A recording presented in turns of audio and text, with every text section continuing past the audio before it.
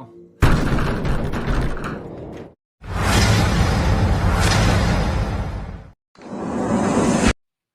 guys, selamat datang di Ngalur Film.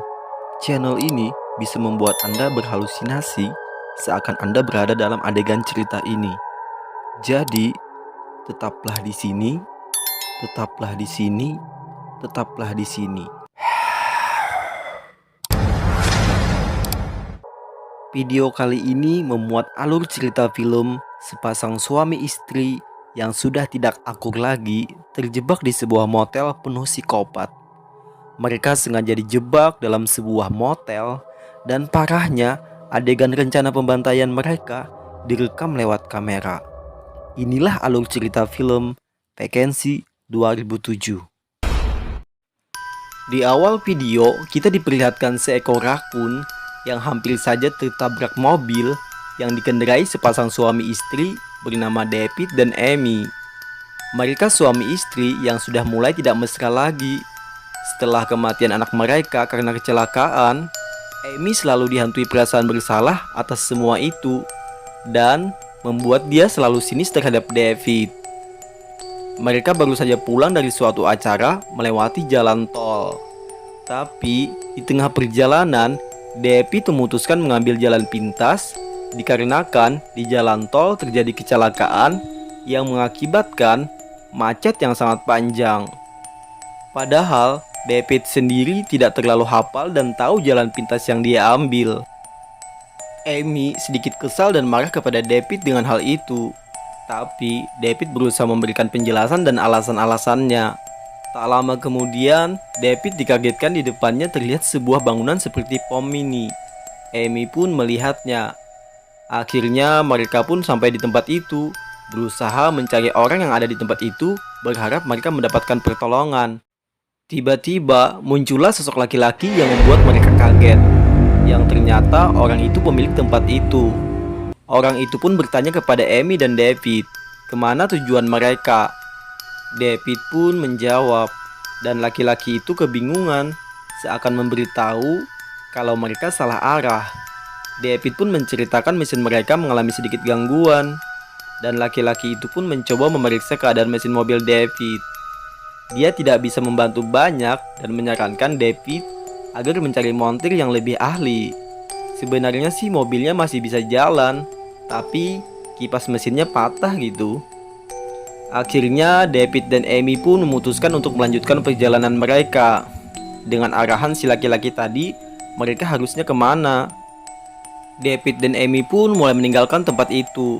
Lagi asik-asik jalan, David dan Amy dikejutkan mesin mobil yang terasa makin bermasalah. Padahal jaraknya baru 1 mil dari tempat tadi. Dan benar saja, mobil itu pun mogok total. Di sini, Amy pun menyarankan agar mereka tidur di mobil. Tapi David ngotot banget untuk kembali ke tempat si laki-laki tadi. Setelah mereka berjalan kurang lebih 1 mil, akhirnya mereka pun sampai di tempat laki-laki tadi. Tapi si laki-laki tadi pun tidak ada lagi di tempat itu. Mungkin si laki-laki tadi sudah pulang, kata Amy. David pun mulai melihat sekitar tempat itu dan terlihat ada sebuah motel. David dan Amy pun menuju motel tersebut. Dengan tujuan awal mereka menanyakan keberadaan laki-laki yang membantu mereka tadi. Baru saja mereka masuk motel, malah dikejutkan dengan suara perempuan yang berteriak histeris dari dalam kamar motel. Amy dan David pun sempat berdebat agar mereka pergi saja dari tempat itu. Tapi David tetap ngotot untuk bertanya kepada si pemilik motel keberadaan laki-laki yang menolong mereka tadi. David pun akhirnya membunyikan bel motel. Tanpa selang waktu lama, keluarlah sosok laki-laki pemilik motel itu. Amy dan David pun seakan memberi kode kepada pemilik motel tentang suara perempuan yang histeris tadi. Tapi pemilik motel beralasan itu hanyalah suara radio.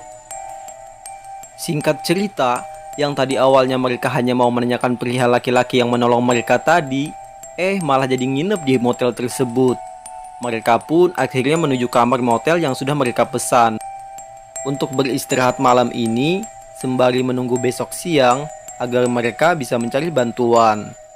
Tak lama kemudian, telepon di kamar motel itu berdering, disertai suara gedoran pintu di kamar mereka. Sontak saja itu membuat mereka takut dan panik banget.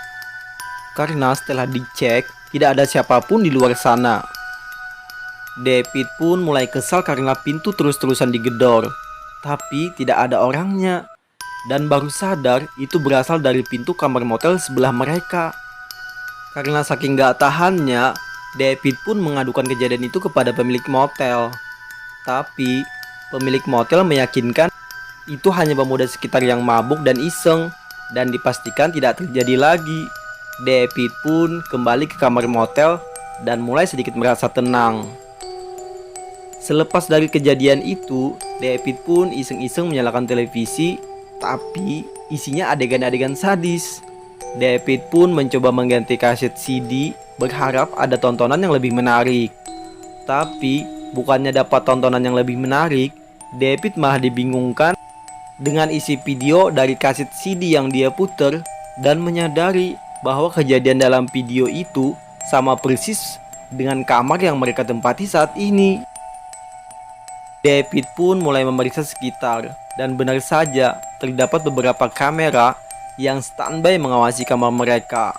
Tentu saja ini membuat David dan Amy makin panik dan ketakutan. Mereka pun mulai berpikir bagaimana caranya agar mereka bisa keluar dengan selamat dari tempat itu. Benar saja, kejadian aneh pun mulai terjadi. Para psikopat mulai lancarkan aksi mereka. Dalam keadaan takut, panik, dan putus asa, David dan Amy pun duduk di pojokan kamar. Dan ternyata, si pemilik motel lagi asik memantau Amy dan David lewat kamera. Ternyata, pemilik motel itu bos dari para psikopat. David pun terus memikirkan bagaimana cara mereka berdua bisa selamat dari tempat itu. Dan tanpa sengaja, David menemukan sebuah lubang di lantai, yang mana di bawah lubang itu terdapat terowongan. David dan Amy pun mulai menyusuri terowongan tersebut. Alih-alih mereka keluar dari tempat itu, malah tembus ke tempat studio bos psikopat tadi. Mereka pun ketahuan sama para psikopat. David dan Amy pun dikejar para psikopat sampai ke dalam terowongan. Hingga akhirnya David dan Amy bisa masuk ke dalam ruangan kamar yang lain. Mereka buru-buru menutup lubang, tapi psikopat terus berusaha merengsek masuk untuk menangkap mereka. Tak lama kemudian, David dan Amy melihat seorang polisi yang lagi berpatroli ke tempat itu. Setelah masuk, polisi itu menemukan beberapa hal aneh. Polisi itu juga menemukan lubang terowongan misterius tadi. Ditambah melihat TV yang adegan sadisnya persis banget sama dengan tempat polisi ini sekarang. Barulah setelah itu David dan Amy berani berlari ke arah polisi tersebut. Polisi tersebut pun menyuruh David dan Amy cepat masuk ke mobilnya agar mereka bisa pergi dan dibawa ke tempat aman. Tapi masalah terjadi lagi. Mobilnya polisi tidak bisa hidup karena sudah disabotase para psikopat. Polisinya pun mencoba cek mesin mobil dan melihat kabel aki mobilnya yang sudah putus. Tapi pas mau nutup kap mobil, psikopat sudah di belakang polisi itu. Alhasil, polisi itu pun jadi korban para psikopat. Emang psikopat gak pandang bulu ya. David dan Amy pun berusaha kembali ke kamar tadi karena berpikir sudah tidak bisa lari dari para psikopat. Sekuat tenaga mereka berlari. Akhirnya mereka bisa kembali ke kamar tadi. Walaupun sempat psikopat mau merengsek masuk. David akhirnya melihat lubang plafon di atas kamar itu dan menyuruh Amy untuk bersembunyi di atas plafon. Amy pun naik ke atas plafon itu dan berpesan apapun yang terjadi, Amy tidak boleh bersuara. Di sisi lain, David berusaha kabur dari tempat itu dan mencari bantuan. David pun mulai membuka pintu kamar, tapi belum juga selangkah sudah dihantam sama psikopat. David pun akhirnya tumbang. Bos psikopat malah asik videoin David yang sudah sekarat.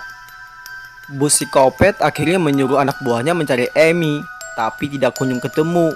Dan bos psikopat berpikir kalau Amy kabur lewat jendela. Amy sangat ketakutan di atas plafon, sampai dia tak sadar tertidur lelap, dan pas bangun ternyata sudah siang hari.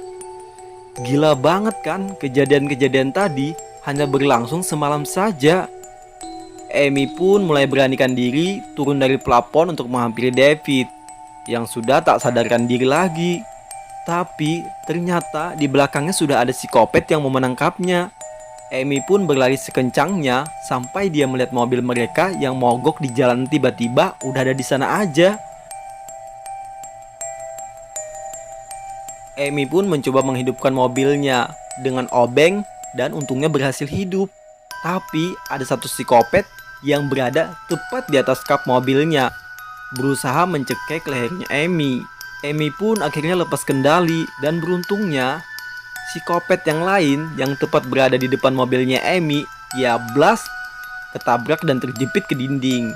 Psikopat yang di atas mobil pun tewas juga. Amy masih selamat dan keluar dari mobil itu. Ternyata psikopat yang tertabrak mobil itu adalah pria yang awal menolong membetulkan mobil mereka loh. Dari sini kita bisa simpulkan semua sudah direncanakan para psikopat untuk menjebak Amy dan David. Tak lama kemudian datanglah bos psikopat. Ngamuk dong melihat anak buahnya sudah pada tewas karena Amy. Amy pun berlari ke tempat lobi motel dan berusaha mengambil senjata yang tergantung di atas dinding. Tapi belum juga dapat senjata. Bos psikopat tiba-tiba muncul menjerat leher Amy dengan ikat pinggangnya. Amy pun dihajar habis-habisan oleh bos psikopat.